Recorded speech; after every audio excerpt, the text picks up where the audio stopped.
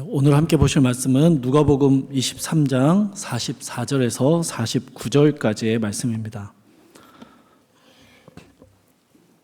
누가복음 23장 44절에서 49절까지의 말씀 한 절씩 번갈아가면서 읽도록 하겠습니다. 제가 먼저 읽겠습니다. 누가복음 23장 44절입니다.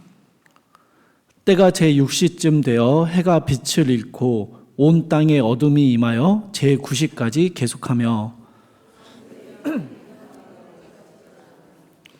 예수께서 큰 소리로 불러 이르시되 아버지 내 영혼을 아버지 손에 부탁하나이다 하고 이 말씀을 하신 후 숨지시니라.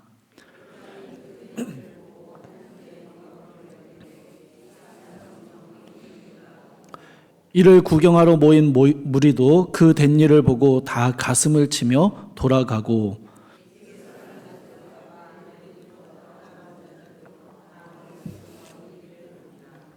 아멘. 십자가에서 예수님이 하신 말씀 가상칠언의 6번째 이야기입니다. 어떤 분께서 시간적 순서에 따라서 말씀을 전하고 있는지를 물어보셨는데요. 꼭 그렇지는 않습니다. 아버지 저들을 사하여 주옵소서라는 말씀은 이 용서의 기도가 첫 번째 말씀인 건 확실하고요. 그 중간에는 순서가 명확하지 않은 말씀들도 있습니다. 또 오늘 본문도요. 사실 대부분의 설교자들은 예수님이 하신 7번째 마지막 말씀이다라고 인정을 합니다. 하지만 저는 이 말씀을 먼저 나누는 것이 좋다라고 생각해서 6번째 시간이지만 본문의 말씀을 함께 살피고자 합니다. 아마도 이 말씀하신 순서가 중요했다면 하나님께서 성경 안에 그 순서를 명확하게 알려주셨을 거라 생각합니다. 그러니 우리는 그저 이 7가지의 말씀들을 통해서 이 안에 담겨있는 십자가의 의미들을 하나하나 살펴보고 십자가 아래에 살아가는 오늘 우리에게 우리의 삶에 그 십자가의 은혜가 누려지기를 소망하며 이 가상 7원의 말씀을 함께 나누려고 합니다. 여러분 지금까지 가상 7원 말씀을 통해서 들어왔던 십자가의 의미들을 기억하십니까? 도무지 죄를 깨닫지 못하는 이들을 위한 용서, 마지막 순간 소극적인 믿음을 고백하는 자조차도 그에게도 선포하시는 구원, 십자가 안에 연합되어진 새로운 영적 가족됨, 다시는 목마르지 않을 참된 만족, 그리고 죄로 물든 우리를 버리지 않으시려고 죄를 대신 지고 버림당하신 우리와 영원히 함께 하시겠다는 임마누엘의 약속. 이 5가지 십자가의 은혜와 의미들이 우리의 심령에 새겨지고 우리의 삶에서 누려지게 되기를 간절히 소망합니다. 오늘은요, 예수님께서 임종 직전에 소리치셨던 아버지 내 영혼을 아버지의 손에 부탁하나이다 라는 이 말씀을 함께 나누려고 합니다. 그럼 먼저 44절의 말씀을 한번 다시 보시죠. 때가 제6시쯤 되어 해가 빛을 잃고 온 땅에 어둠이 임하여 제9시까지 계속하며. 여러분 익숙한 배경이시죠? 그죠? 예수님께서 엘리 엘리 라마 사박다니라고 소리치실 때 그때의 배경입니다. 온 땅에 어둠이 내리고 3시간 동안 태양이 빛을 잃어버린 그 상태이죠. 그 긴장감 속에서 예수님께서는 하늘을 향해서 어찌하여 나를 버리셨나이까 라고 소리치셨는데 그럼에도 아무런 일이 일어나지 않았던 바로 그때입니다. 45절을 보니까 성소의 휘장이 한가운데가 찢어졌더라 라고 기록을 하고 있습니다.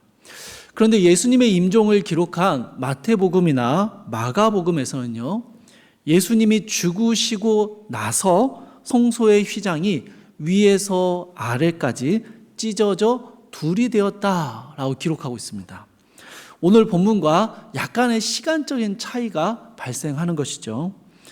여러분, 2000년 전에는요, 지금처럼 모두가 다 똑같이 맞추는 시계도 없었고요, 온라인 실시간 방송도 없었습니다.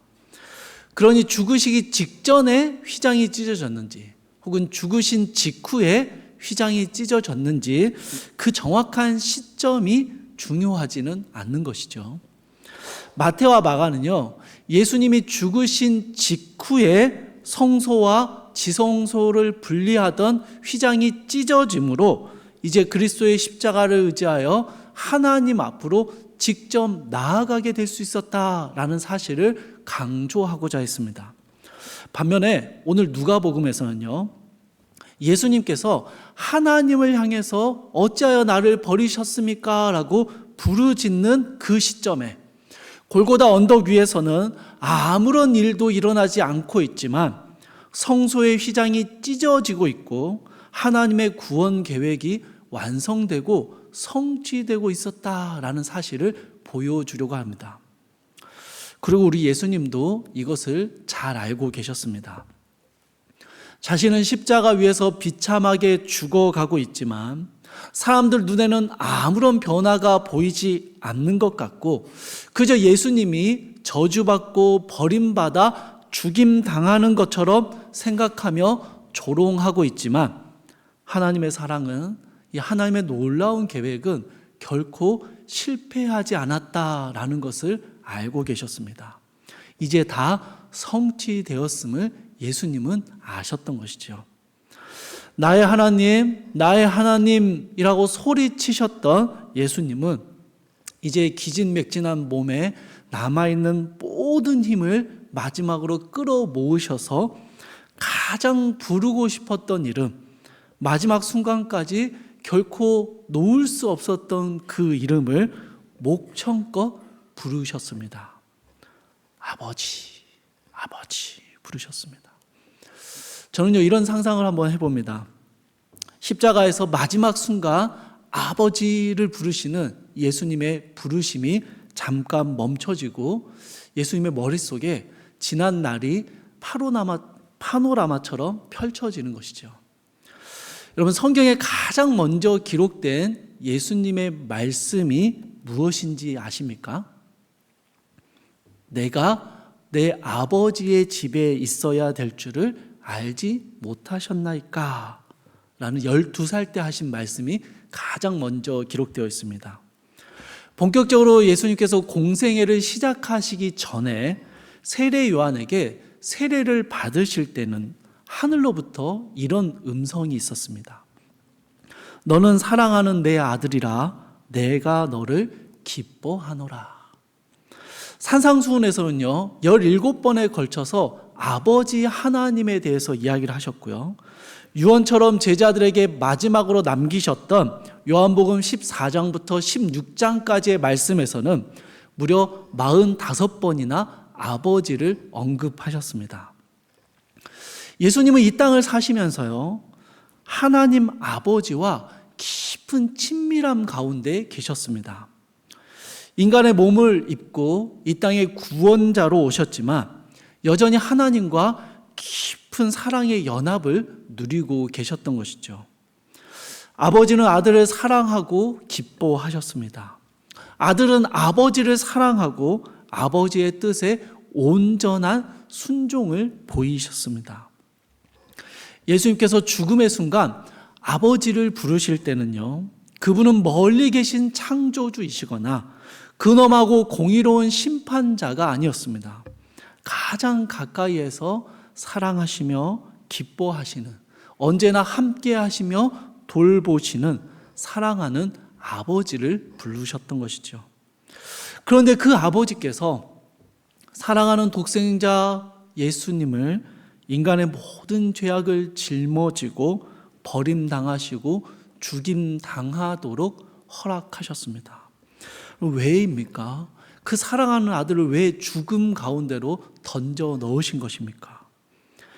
예수님이 십자가에 저주받은 자로 죽게 하시기까지 우리를 사랑하셨기 때문이죠.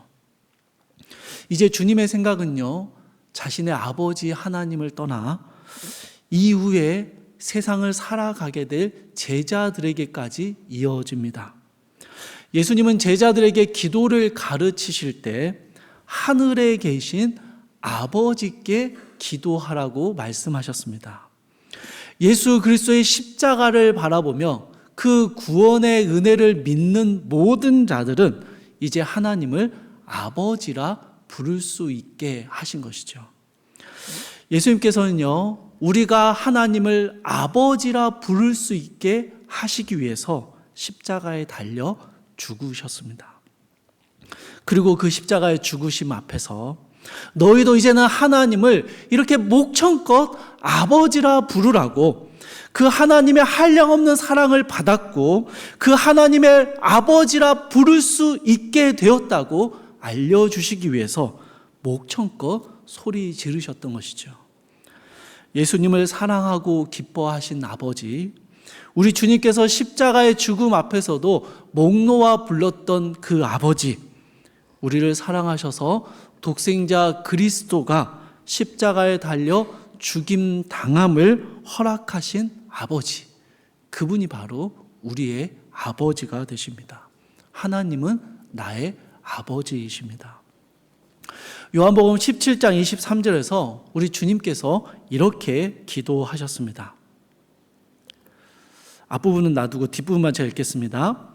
아버지께서 나를 보내신 것과 또 나를 사랑하심 같이 그들도 사랑하신 것을 세상으로 알게 하려 함이로소이다. 우리 아버지께서는요, 그리스도를 사랑하신 것처럼 우리를 사랑하십니다. 너는 내 사랑하는 자녀요, 기뻐하는 자다라고 말씀하십니다. 하나님은 우리의 아버지이시므로 우리를 돌보시며 우리를 지키시며 우리의 모든 필요를 공급해 주십니다. 하나님은 우리의 아버지이시므로 낮에도 밤에도 우리를 보호하시며 함께 하십니다. 하나님의 아버지 되심을 아는 우리는요, 사도 요한이 고백했던 것처럼 함께 기뻐 외칠 수 있습니다. 요한일서 3장 1절 말씀입니다. 보라, 아버지께서 어떠한 사랑을 우리에게 베푸사 하나님의 자녀라 일컬음을 받게 하셨는가. 우리가 그러하도다. 여러분, 우리는 이 사랑을 받을 만한 자격이 없는 사람들이었습니다. 그런데 그리스도께서 십자가에 달려 죽으심으로 주님이 외쳐 부렸던 그 아버지를 우리도 부를 수 있게 되었습니다. 하나님 아버지와의 그 깊고 친밀한 사랑을 우리도 누릴 수 있게 된 것이죠. 사랑하는 여러분, 우리 주님이요, 아버지를 부르실 때 작은 소리로 말씀하지 않으셨습니다. 성경은 아주 분명하게 큰 소리로 불렀다라고 기록합니다. 하늘에 닿을 만큼 왜 나를 버리시냐고 소리질러 물어보셨던 것처럼 아버지를 부르셨습니다. 여러분, 이건요, 세상을 향한 예수님의 선언이었습니다. 인류를 대신하여 죄를 짊어지고 하나님께 버림받은 자가 되었지만 여전히 하나님의 사랑 안에 있으며 하나님을 아버지라 부를 수 있음을 선언하신 것이죠. 이 십자가의 선언 때문에 우리는 어떤 상황에서도 어떤 환경에서도 하나님을 아버지라고 부를 수 있는 것입니다. 우리는 어떤 어려움 가운데도 어떤 아픔 속에서도 하나님의 사랑 안에 있음을 확신하게 되는 것이죠. 죄로 인해 징계를 당하고 죄로 인해 인생의 수많은 고통과 아픔을 겪는 중이라 할지라도 우리는요, 아버지를 부를 수 있습니다. 나를 사랑하시는 아버지, 나를 사랑하셔서 독생자 그리스도를 십자가에 못 박히게 하신 아버지, 그 하나님 아버지의 사랑 안으로 다시 파고 들어갈 수 있는 것이죠. 이제 우리 예수님께서요, 이 아버지를 크게 부르신 후에 이렇게 말씀하십니다. 내 영혼을 아버지의 손에 부탁하나이다. 여기서 이 부탁한다라는 말은요, 맡기다라는 말로 바꾸는 게 더 좋은 것 같습니다. 예수님께서 자신의 영혼을 하나님께 맡기셨습니다. 여러분, 이것은요, 육체의 죽음이 끝이 아니고 하나님께 맡겨진 영혼, 이 죽음 너머의 삶이 있음을 보여주고 계시죠. 어떤 사람들은요, 하나님의 아들이라 말하던 저 예수가 인간의 권력과 힘에 의해서 죽임을 당하게 됐다라고 이야기했습니다. 그렇게 조롱했습니다. 그러나 여러분, 오늘 예수님의 말씀은 뭡니까? 죽임을 당하시는 게 아니라 아버지의 손에 자신의 영혼을 스스로 맡기시는 것입니다. 요한복음 10장 17절 18절에서 우리 주님은 이렇게 말씀하셨습니다. 내가 내 목숨을 버리는 것은 그것을 내가 다시 얻기 위함이니 이로 말미암아 아버지께서 나를 사랑하시느니라. 이를 내게서 빼앗을 자가 있는 것이 아니라 내가 스스로 버리노라. 나는 버릴 권세도 있고 다시 얻을 권세도 있으니 이 계명은 내 아버지에게서 받았노라 하시니라. 아멘. 여러분, 그 누가 하나님 아버지의 사랑에서 그 사랑 가운데 거하시는 주님을 해할 수 있겠습니까? 아니, 그 누가 하나님의 사랑에서 주님을 빼앗아 갈 수 있겠습니까? 누가 하나님의 사랑에서 주님을 끊어낼 수 있겠습니까? 오직 우리 주님께서 자발적으로 하나님의 뜻에 순종하셨던 것이죠. 마태복음 27장 50절에서는 예수님이 죽으시는 장면을 이렇게 기록하고 있습니다. 예수께서 다시 크게 소리 지르시고 영혼이 떠나가시니라. 그런데 이것을요, 헬라어 원문을 직역하면요, 의미가 더 분명해집니다. 영혼이 떠나게 하셨다. 영혼을 보내셨다.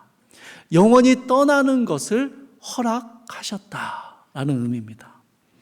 여러분, 누가 감히 하나님의 사랑에서 주님을 빼앗아 갈 수 있단 말입니까?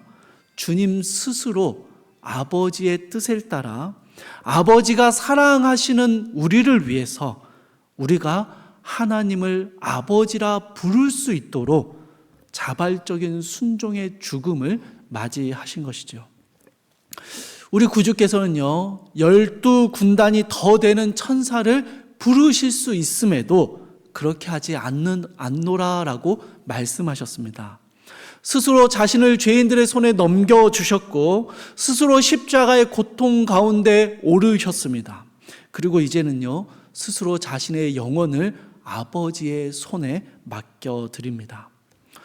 여기서 영혼이라는 게요, 단순히 육체와 분리되는 어떤 영적인 것만을 의미하지 않습니다. 하나님께로부터 온 모든 것, 이 전인격적인 의미와 삶, 생명 그 전체를 의미하고 있습니다. 그러니 내 영혼을 아버지의 손에 맡겨드립니다, 부탁합니다 라는 이 예수님의 외침은요, 자신의 생명, 자신의 영혼 전체를 하나님 아버지의 영광과 계획에 따라 드린다라는 고백이기도 했습니다. 사랑하는 여러분, 실제로 우리 예수님은 이 땅에서 주님께 완전히 맡겨진 삶을 사셨습니다. 아니, 우리에게 그런 삶이 무엇인지를 보여주셨습니다.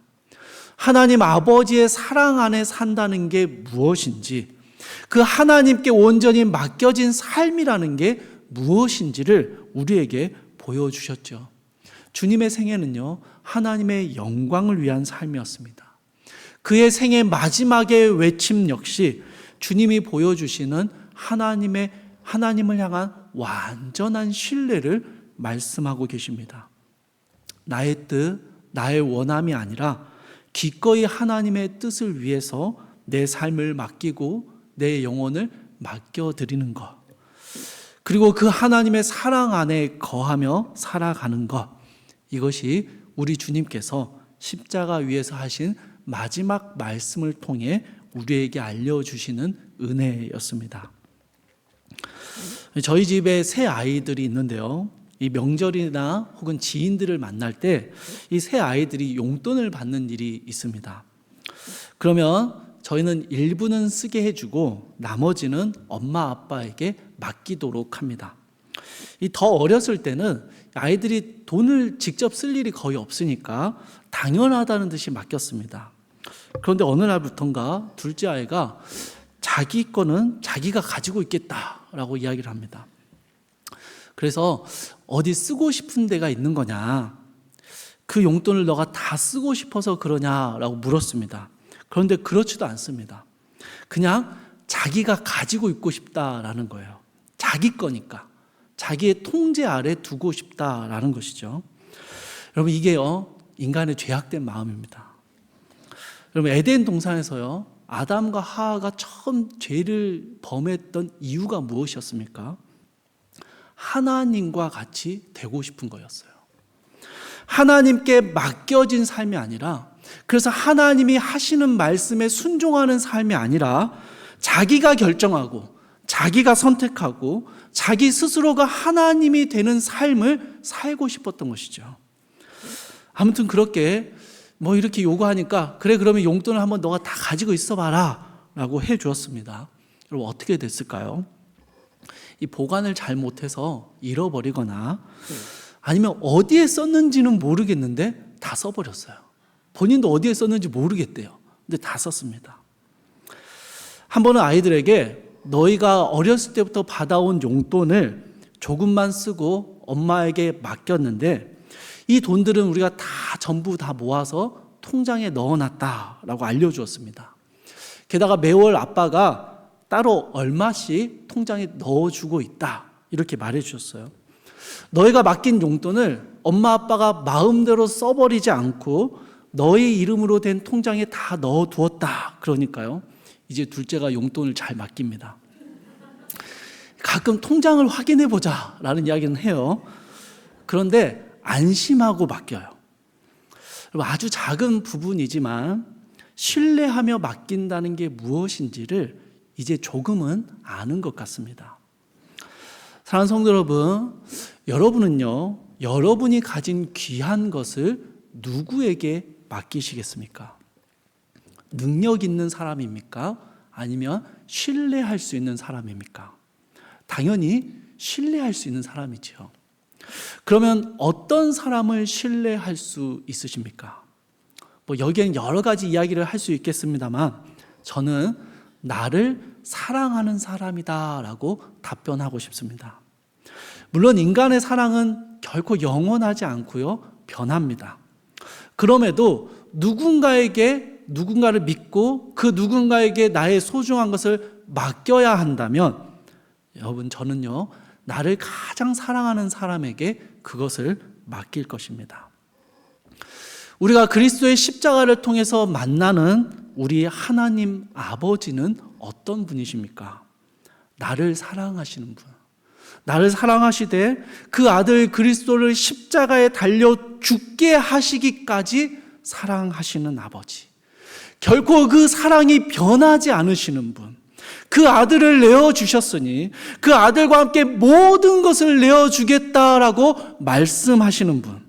내 눈물과 아픔을 아시며 나를 가장 잘 알고 계시고 언제나 나와 함께 하시겠다고 약속하신 아버지. 여러분, 그 아버지께 맡겨드리는 것이 가장 복되고 평안한 삶 아니겠습니까? 우리 주님께서는요 십자가의 마지막 순간에도 하나님 아버지의 사랑과 주권을 신뢰하셨습니다. 비록 육신은 십자가에 스스로 달려 죽으시지만 그 누구도 빼앗을 수 없는 영혼을 가장 안전한 하나님의 손에 맡겨두셨습니다. 마태복음 10장 28절에서 예수님은 이렇게 말씀하셨습니다. 몸은 죽여도 영혼을 능히 죽이지 못하는 자들을 두려워하지 말고 오직 몸과 영혼을 능히 지옥에 멸하실 수 있는 이를 두려워하라. 참새 2마리가 한 앗사련에 팔리지 아니하냐? 그러나 너희 아버지께서 허락하지 아니하시면 그 하나도 땅에 떨어지지 아니하리라. 너희에게는 머리털까지 세신 바 되었나니. 우리의 몸을 해할 수 있는 사람은 꽤 많이 있습니다, 여러분. 우리에게 직접적으로 불이익을 준다거나 우리를 힘들게 하거나 우리에게 아픔을 줄 수 있는 사람들은 꽤 많이 있습니다. 그러나 여러분, 우리의 영혼을 빼앗거나 우리의 영혼을 상하게 할 수 있는 사람은 아무도 없습니다. 하나님께 맡겨진 우리의 삶과 생명을, 하나님의 사랑 안에 거하는 우리의 영혼을 그 누구도 건드릴 수 없는 것이죠. 사도 바울은요, 로마서 8장에서 위대한 선언을 하고 있습니다. 누가 우리를 그리스도의 사랑에서 끊으리요? 환난이나 공고나 박해나 기근이나 적신이나 위험이나 칼이랴. 내가 확신하노니 사망이나 생명이나 천사들이나 권세자들이나 현재일이나 장래일이나 능력이나 높음이나 깊음이나 다른 어떤 피조물이라도 우리를 우리 주 예수 그리스도 예수 안에 있는 하나님의 사랑에서 끊을 수 없으리라. 아멘. 우리를 우리 주 그리스도 예수 안에 있는 하나님의 사랑에서 끊을 수 없으리라. 우리 예수님께서요, 이 하나님 아버지의 사랑을 십자가 위에서 외치셨습니다. 그리고 그 사랑을 받은 자녀된 우리에게 하나님의 사랑이 너희 안에 있고 너희의 삶에 있고 너희의 인생에 있고 너희의 자녀와 너희의 건강과 너희의 재물과 너희의 모든 것 가운데 하나님의 사랑이 있으니 그 모든 것들을 사랑하시는 하나님께 맡겨드리라 라고 외치시는 것이죠. 여러분, 이 주님의 말씀을 따라 살았던 수많은 사람들의 이야기가 기독교 역사 가운데 알알이 박혀 있습니다. 바울은요, 전도했던 지역마다 반대자들이 있었습니다. 그런데 그 중에서도 특별히 루스드라라는 지역은 박해가 정말 심했던 곳이었습니다. 이 바울이 루스드라에서 복음을 전할 때 안디옥과 이고니온에서부터 바울을 쫓아온 유대인들이 이 무리를 충동해서 바울을 돌로 쳤고요, 바울이 죽은 줄 알고 성 밖에 내다 버린 일이 있을 정도였습니다. 그런데 사도행전 14장 23절에요, 이렇게 기록되어 있습니다. 각 교회에서 장로들을 택하여 금식 기도하며 그들이 믿는 주께 그들을 위탁하고 맡긴다라는 의미입니다. 루스드라와 이고니온과 안디옥 교회에서 장로들을 세우는 장면입니다. 바울이 장로들을 세우고요, 이 반대자들의 이 흉악함 속으로 장로들을 내보내야 하고 그들을 남겨두고 떠나야 했는데요, 이 바울의 심정이 어땠을까요? 바울은 이런 상황 속에서 자신이 섬겼던 영혼들과 사랑하는 교회와 성도들을 주님께 맡겨드렸습니다. 사도행전 20장에서 바울은 예루살렘으로 올라가면서 이제 자신이 죽음이 얼마 남지 않았다라는 사실을 직감했습니다. 그래서 가장 보고 싶은 사람들을 불렀습니다. 에베소 장로들을 불러서 작별 인사를 나누었습니다. 에베소 교회는 이 바울에게도 좀 특별한 의미가 있는 교회였습니다. 이 장로들을 만난 바울이요, 이렇게 이야기합니다. 사도행전 20장 32절입니다. 지금 내가 여러분을 주와 그 은혜의 말씀에 부탁하노니 그 말씀이 여러분을 능히 든든히 세우고 거룩하게 하심을 입은 모든 자 가운데 기업이 있게 하시리라. 아멘. 바울은 이제 더 이상 에베소 교회를 돌볼 수 없음을 알았습니다. 자신이 수고하며 참 많이 사랑했던 에베소 교회를요, 주님과 주님의 말씀에 맡겨드렸습니다. 복음 전도자로의 삶을 살았던 바울은 수많은 어려움과 고난을 기꺼이 선택하는 삶을 살았습니다. 이 바울이 디모데후서 1장 12절에서 이렇게 고백합니다. 이로 말미암아 내가 또 이 고난을 받되 부끄러워하지 아니함은 내가 믿는 자를 내가 알고 또한 내가 의탁한 것을 그날까지 그가 능히 지키실 줄을 확신함이라. 여러분, 바울은요, 주님이 보여주신 하나님의 사랑에 매여 살았던 사람이고요, 그 하나님의 사랑에 자신의 삶을 맡겨드렸습니다.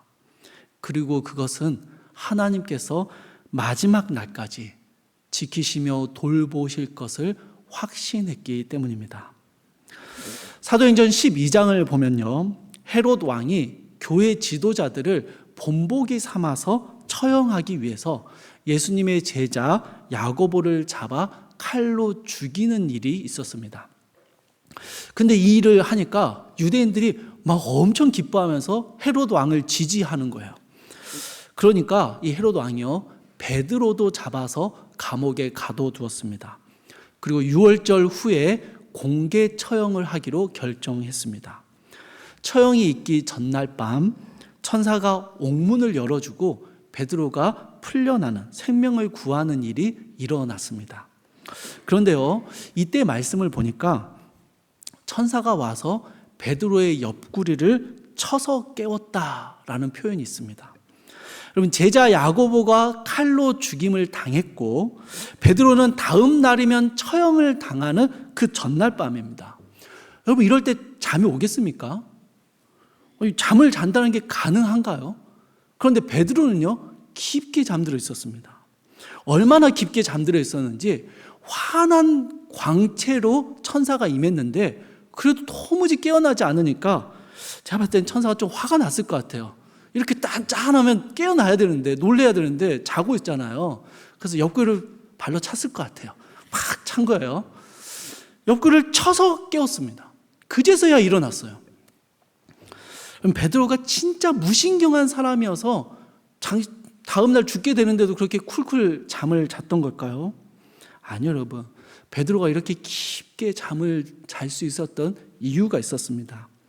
나중에 베드로는요, 특별히 복음 때문에 고난당하는, 고난 가운데 힘들어하는 성도들을 향해서 위로하는 편지를 썼는데요, 베드로전서 4장 19절에서 베드로가 이렇게 이야기합니다.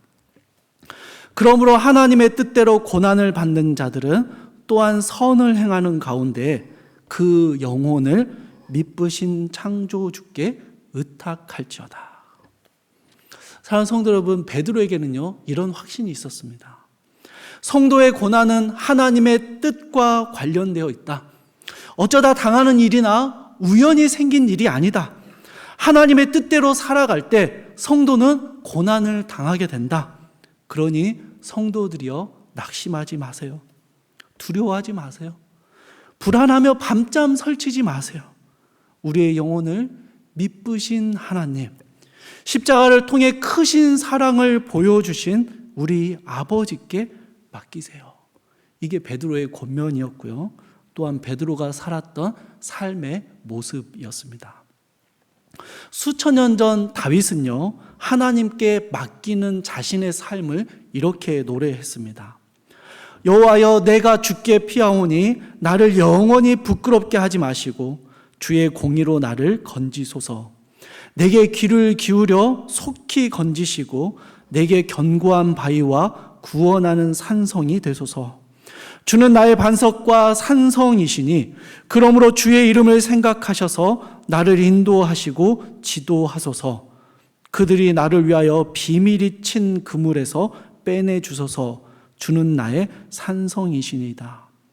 내가 나의 영을 주의 손에 부탁하나이다. 진리의 하나님 여호와여, 나를 속량하셨나이다. 아멘. 다윗이요, 자신의 인생을 돌아보면서 자신의 인생 곳곳에서 하나님이 돌보아 주시고 대적들의 손에서 건져내 주신 그 하나님의 사랑과 은혜를 많이 경험했습니다. 그 하나님의 사랑 안에서 다윗은요, 자신을 속량하신 그 하나님께 나의 영을 맡겨드린다라고 고백했던 것이죠. 1415년 체코 프라하의 종교개혁자인 얀 후스라는 사람은요, 중세 가톨릭 콘스탄츠 공의회에서 이단으로 정죄를 받고 화형을 당했습니다. 당시 가톨릭 교회는요, 이단으로 규정한 자들을 화형에 처했는데요, 이것은 몸의 부활을 할 수 없도록 죄로 만들어버린다라는 의미가 있었습니다. 그런 모욕적인 의미를 담아서 화형에 처했습니다. 얀 후스의 화형을 집행하는 주교가 이제 우리가 내 영혼을 마귀에게 맡긴다라는 조롱하는 말을 했습니다. 그때 후스가 조용히 대답을 했다고 해요. 주 예수 그리스도여, 내 영혼을 주께 맡깁니다. 내 영혼을 구속하신 주께 내 영혼을 맡깁니다. 주님이 나를 십자가로 구속하셨으니 나의 영혼은 주님의 손에 맡겨져 있습니다. 누구도 빼앗을 수 없고 누구도 해할 수 없는 나의 영혼, 주님이 구속하셨으니 주님의 손에 맡겨져 있으니 나의 생도 나의 삶도 나의 죽음도 오직 주님의 사랑 안에서 주님의 영광을 위하여 사용하여 주시옵소서. 이게 얀 후스의 고백이었던 것이죠. 주 안에서 사랑하는 성도 여러분, 다 언급할 수 없는 수많은 믿음의 사람들이요 이렇게 살았습니다. 십자가에서 하나님 아버지의 사랑을 누렸고 그 사랑에 붙들렸고 자신의 전 생애를 그 아버지의 손에 맡기며 살아왔던 것이죠. 여러분, 이것은요 어떤 의무나 헌신, 결단이 아니었습니다. 아버지의 사랑을 경험한 이가 보이는 당연한 아버지를 향한 신뢰였습니다. 아버지가 주시는 평안을 구하는 기도였고요, 아버지를 향한 사랑의 고백이기도 했습니다. 사랑하는 성도님들, 하나님의 크신 사랑이 십자가 위에 나타났습니다. 우리 주님이 그 하나님의 사랑을 외치셨습니다. 그리고 이제 우리에게 우리 역시 그 아버지의 사랑 가운데 있음을 선언하셨습니다. 여러분, 이 아버지의 사랑 안에서 아버지께 우리의 삶을 맡겨드리는 이 귀한 사랑의 고백이 주님의 손에 맡겨지는 인생의 기쁨과 감사가 아버지의 사랑 안에 거하는 그 평안함이 오늘 우리에게 충만하게 누려지기를 주님의 이름으로 축복합니다. 우리 함께 주님 손에 맡겨드리리라는 찬양을 할 텐데요. 자, 이 찬양을 우리가 부르기 전에 1절을 MR로 한번 먼저 듣고 들으면서 우리의 마음의 고백을 하고 그 다음에 다시 바로 이어서 우리가 이 찬양을 함께 불렀으면 좋겠습니다. 준비된 MR 틀어주세요.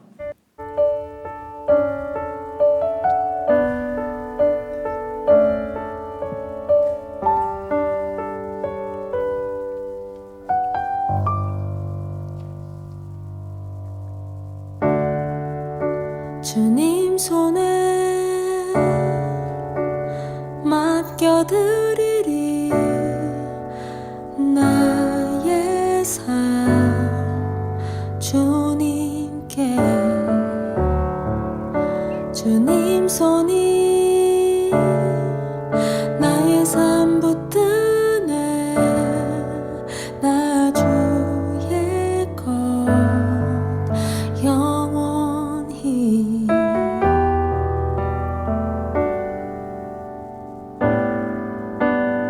내가 믿는 분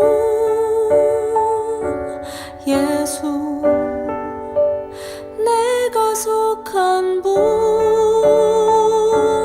예수 삶의 이유 되시네 내 노래 되시네